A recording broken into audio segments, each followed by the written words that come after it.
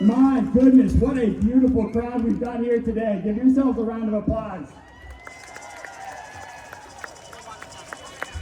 I am thrilled to be here today, not just with 5051 Kentucky, but with a pro-democracy coalition of allied organizations.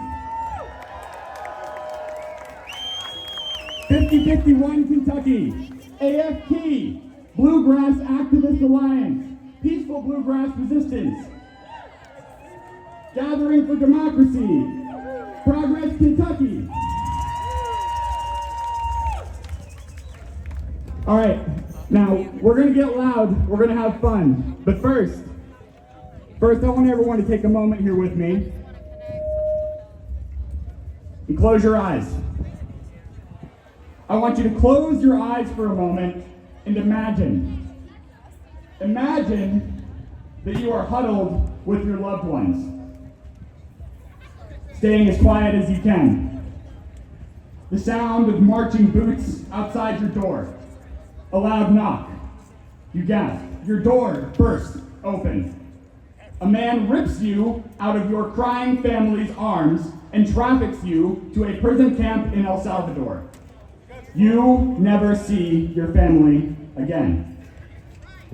Maybe you were an immigrant. Maybe you just looked like an immigrant. Maybe it was totally random.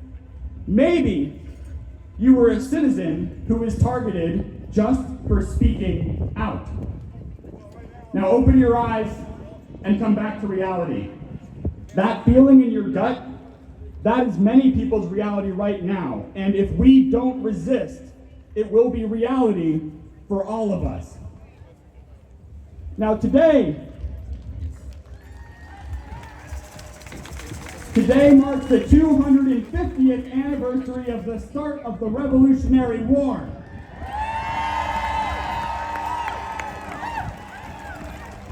Now when the people of this nation fought and resisted, they were fighting against dictatorship, against authoritarianism, the very same tyranny that we now find ourselves facing again.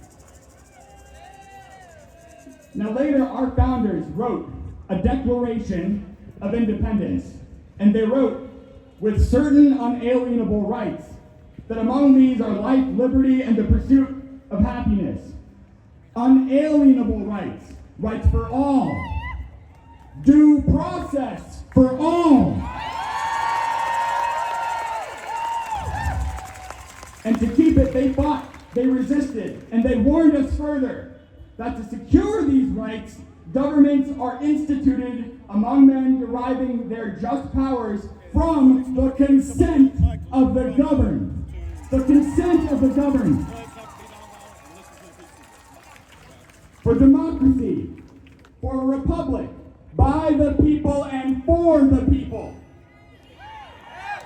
Now, Benjamin Franklin once said that the United States of America would be a republic if we could keep it. Never before has that question seemed as pertinent as it does now. So first, I ask all of you, every soul within earshot, can we keep it?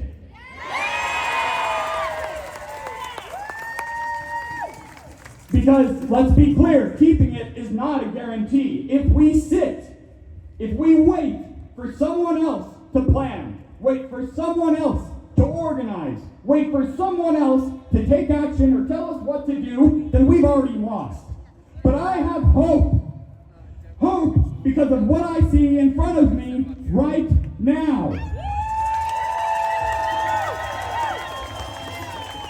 I see a crowd of beautiful, loving people, peaceful people, but I do not see a crowd of people who are willing to sit by and be passive. You are here. I see a crowd of people who are willing to act, who are willing to stand up, who are willing to be loud. Get loud with me.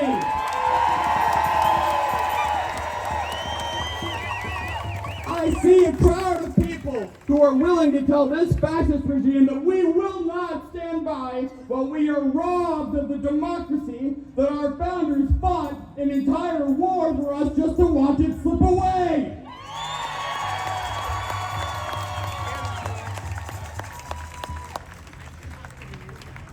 Liberty and justice for all. For all.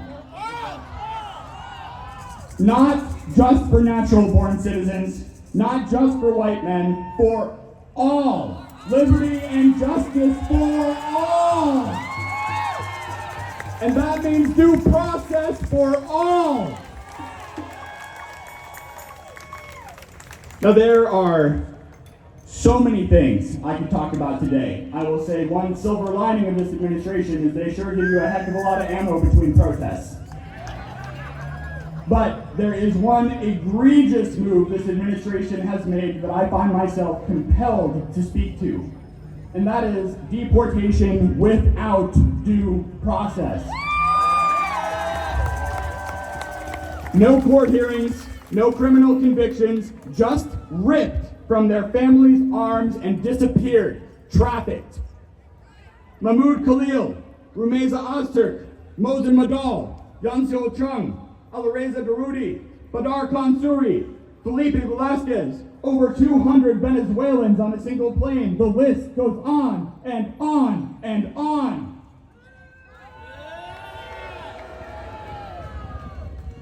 Kilmar Garcia. The courts ordered the government to give due process to all deportations. The courts were ignored. The courts ordered the government to keep Kilmar in this country. The courts were ignored. The courts ordered the government to return Kilmar to this country, and yet again the courts were ignored. The courts are currently moving to hold the government in criminal contempt for ignoring court orders. They will be ignored. And now our government is openly talking about exiling American citizens that they deem criminals. And they are trying to criminalize dissent.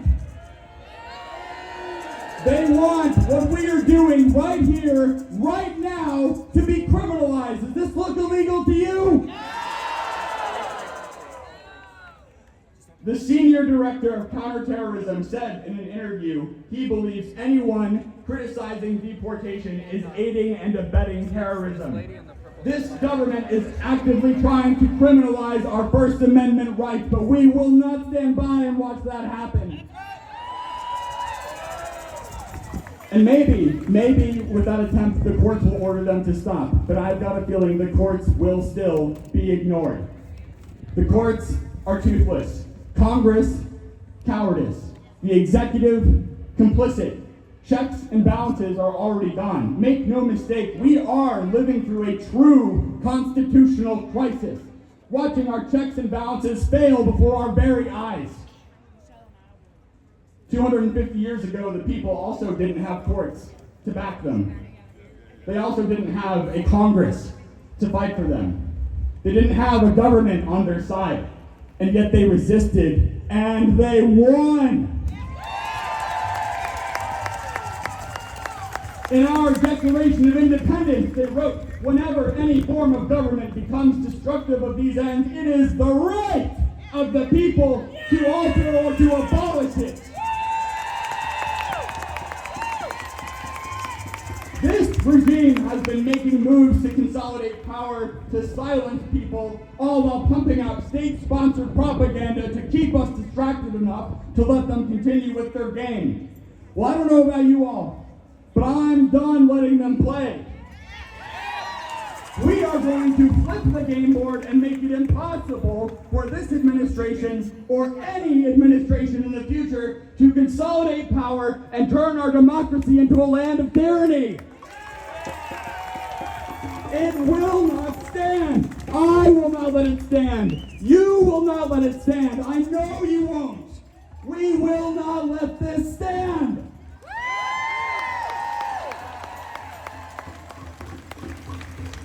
We gather for liberty. We gather for equality. We gather for the rights of everyone. If one of us does not have due process, none of us do. And a land without due process is a land without laws.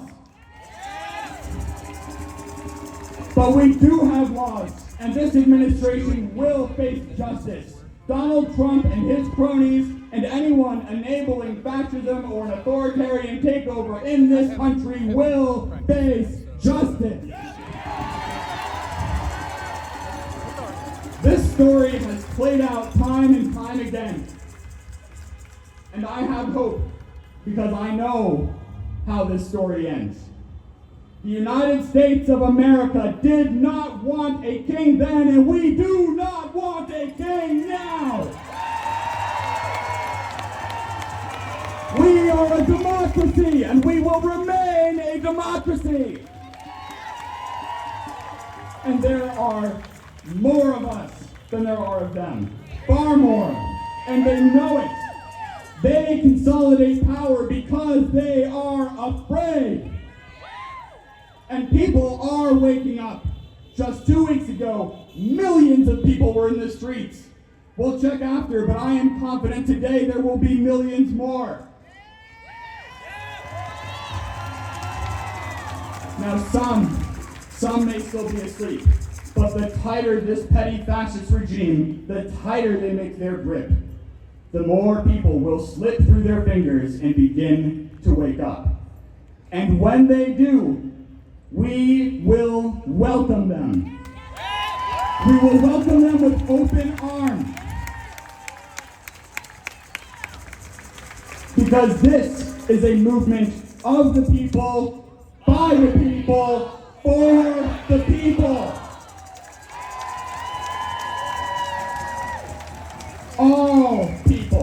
All people. If you take nothing else away from today but one thing, take this and take it and hold it in your hearts. Alone, we are weak, but together we are strong. And the more links we can add to this chain, the more unbreakable we will be. Talk to your friends, talk to your neighbors. You won't change minds overnight, but fascism thrives on our silence, and democracy flourishes when we speak. Use your voice. Use your voice. Don't ever stop using your voice. No matter what they do, no matter how they try to silence us, and they will try to silence us, they will have to drag us away, kicking and screaming, and even then, we will not be silent.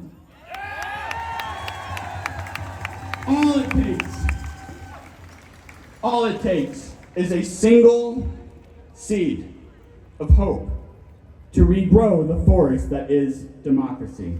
So plant your seed, water it, nurture it, help it grow. Y'all, there's going to be a lot of speakers today. There's a lot of groups here.